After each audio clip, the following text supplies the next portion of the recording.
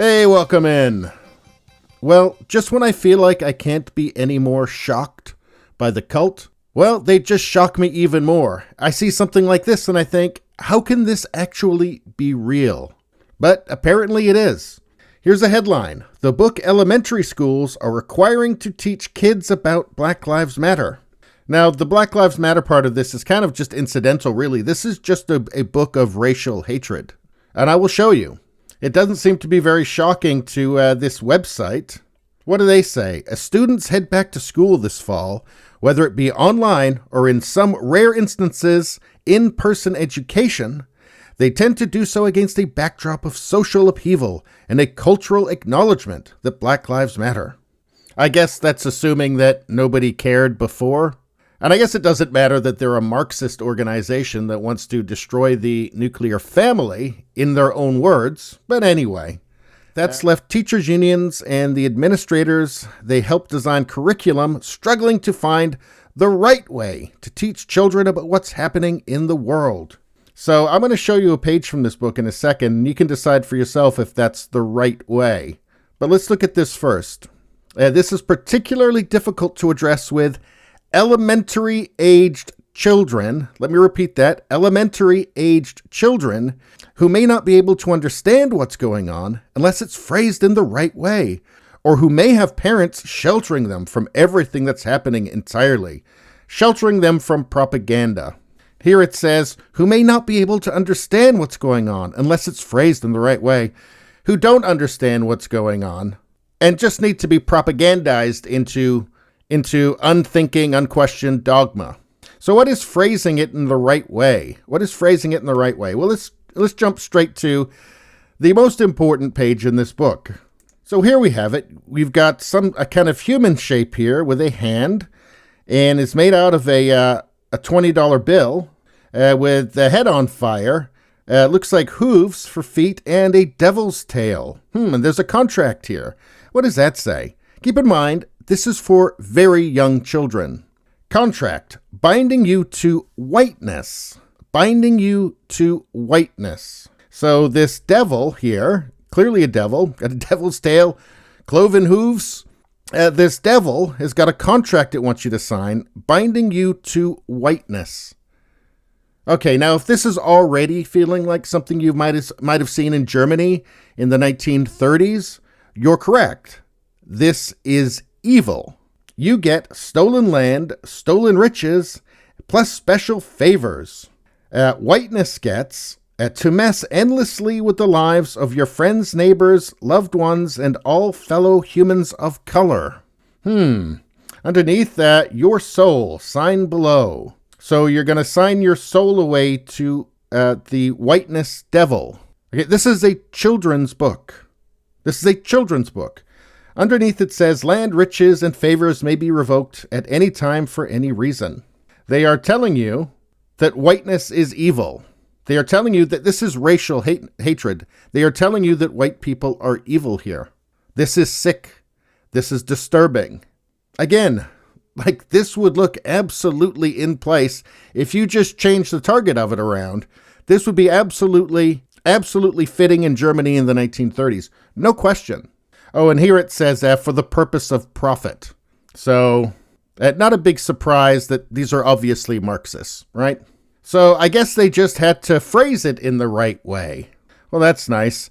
Here's something really disturbing. A growing number of school districts around the country are finding a solution in literature. Several districts have already made, not my idea, a book about whiteness. That's the book in question. Mandatory reading for elementary school students. Mandatory reading. Contract binding you to whiteness. Signing your soul away to the whiteness devil. Mandatory reading for elementary school students. I'm telling you, you really need to know what they're teaching your kids at school. And if your kid's school is one of the schools that has this book, you need to take them out of that school. I mean, what else can you do? They're teaching your kids to hate you and to hate themselves. This is demented. Anyway, this book is written by acclaimed children's author, Anastasia Higginbotham. And who is she? Well, she's a far leftist white woman. Surprise, surprise. there seems to be this group of crackpot racial theory, hardcore cultists. I don't know how somewhere along the way, somebody didn't just say, your ideas are evil. We're not going to put up with this.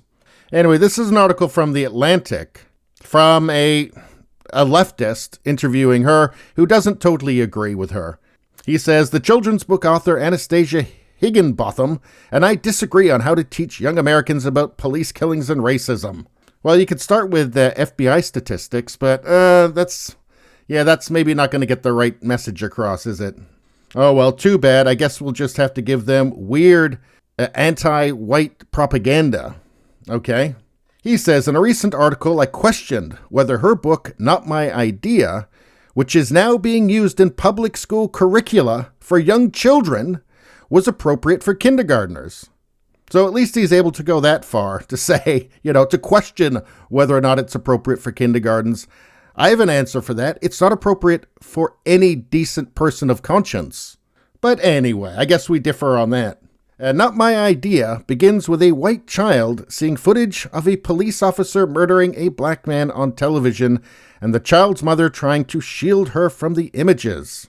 I remind you, this is a book for young children. Let's see, he says, at times, I thought that it crossed the line from education into indoctrination. Really? Really? Do you think that might cross the line from education to indoctrination? Again, there's no FBI statistics in this book, by the way, right? There's a reason why CNN and the New York Times and Washington Post and MSNBC don't talk about those. And it's not because they support their case. Anyway, Higginbotham, to put it mildly, disagreed with my criticism. Quote, I am not saying this is indicative of your character or beliefs in any way. You clearly believe and affirm that Black Lives Matter. Well, everybody thinks that. I mean, not agreeing with Marxism, say, doesn't mean that you don't think that. But anyway, quote, I am asserting that indoctrination into whiteness and anti-blackness is evident in your framing. Yeah, okay, so that's just the magic spell, right? So you're just racist. You're not a racist, but you're a racist. It's just the magic spell. You just call somebody racist, and that just proves that you're right. So she knows that he's not racist, but he's racist. So shut up and sit down. And actually just sit still while I sketch this picture of you as a devil. The problem with the cult is that it just makes these assertions that it just operates as if they're absolutely true and unquestionable. And it doesn't matter what the actual numbers are or circumstance or who gets shot per, 10,000 encounters with police. None of that actually matters because they already know. They know the question before they've heard the answer. And the answer is always, you're a white devil. I mean, it's right here in the book, isn't it? It's right here in the book. I mean, what happened to the content of your character? Judging somebody by the content of their character. This is the exact opposite. This is what the Nazis thought. This is the kind of propaganda that Goebbels put out. Now, my belief, and I think the belief of all good people of conscience, is that, yeah, you judge somebody by the content of their character. And that you can't just look at just anybody on the street and assume you know everything about them from the way they look. In fact, I would say people of good conscience would think that's evil. That's really, really wrong. And that's not to say there's not group differences. Sure there are. There's cultural differences. But you can either say that I'm going to take the most evil view of humanity, or I'm not. Or I'm going to take a humanistic view of humanity. And I'm not going to, portray a whole race of people as devils and say that everything you don't like is whiteness. Well, here's a chart from the National Museum of African American History and Culture. What do they think is whiteness? Individual is the primary unit. Self-reliance. Independence and autonomy, highly valued and rewarded.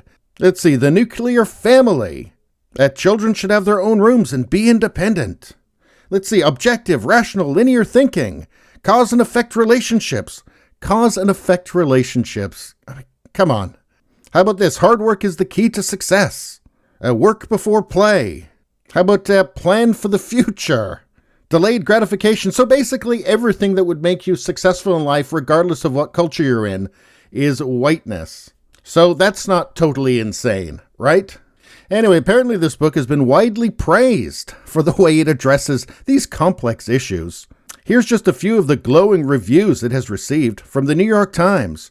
Given the relentless stream of news, there's a temptation right now to numb ourselves. But Miss Higginbotham's work reminds us that, even if we ignore reality, our kids are still seeing it and feeling it. Yeah, I just don't want that reality to be propaganda. I don't want it to be lies. I mean, what part of the contract binding you to whiteness did you miss? What part of the devil's tale did you miss exactly? I guess it's just not worth mentioning. This book is the perfect beginning from O Magazine. Perfect beginning to what? Like racial balkanization? Yeah, maybe they missed that page as well. Here's from Elizabeth Bird, School Library Journal. Higginbotham has a gift for taking difficult subjects and rendering them both simple and deeply honest. Simple and deeply honest. Well, I guess it is simple. White people are evil, right? That's clearly the message here. What else can you take from this? And deeply honest, well, yeah, I mean, she's not trying to hide how evil she is, right? And I'm sorry, this is wrong. To show this to children, to show it to anybody is wrong. It's just clearly, morally despicable. Let's see, racism is a white person's problem, and we are all caught up in it. Really? Because maybe you should ask some Jewish people in New York or some Asian people in San Francisco and ask them if it's just a white person's problem. See, the thing is, I'm not insane, so I understand that anybody can be racist. In fact, you take a look around the world, and there's lots of people, neither of whom are white, are racist against each other. But I guess there wasn't enough room in the book for that.